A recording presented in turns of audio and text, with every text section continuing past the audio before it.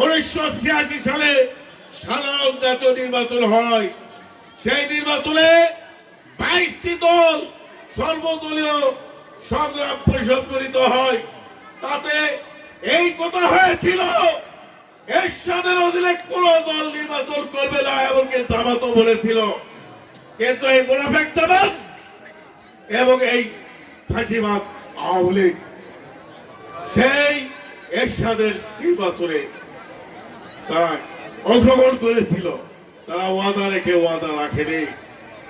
যাই হোক, সর্বশেষ দীর্ঘ আন্দোলন সংগ্রামের পর 1991 সালে বিএনপি আপনাদের ভালোবাসার ভোটে নির্বাচিত হয়, সরকার গঠন করে। ভাইরা আমার, বেরাম কোন সময় কোন উন্নয়নের বিরুদ্ধে তিনি আপোষ করেন নাই।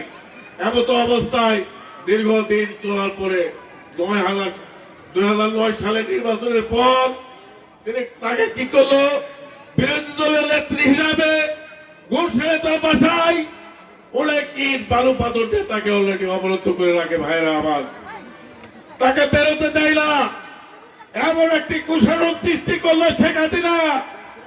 আমরা অনেক কিছুই জানতাম না, এখন আরো অনেক কিছু জানা যায়।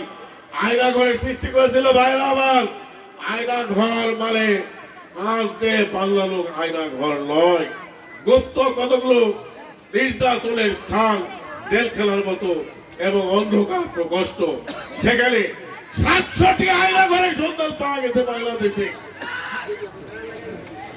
এই দেশের 2000 মানুষ খুন গুম হয়েছে, ওনাকে হাড়টি তোলা আছে সেই সব আয়না ঘরে তার সন্ধান পেয়েছে।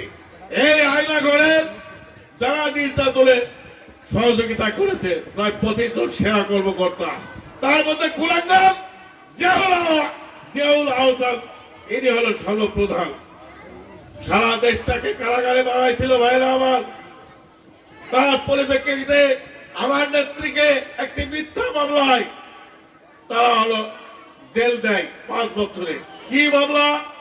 শেখ কুয়েতের আমির আমাদের এই জিয়াউর রহমানের এই এতিমখানায় 2 কোটি টাকা অনুদান দিয়েছিল। ভাইরা আমার, সেই এতিমখানার অ্যাকাউন্টে ওই 2 কোটি টাকা এখনো আছে, আজকে 8 কোটি টাকায় পরিণত হয়েছে।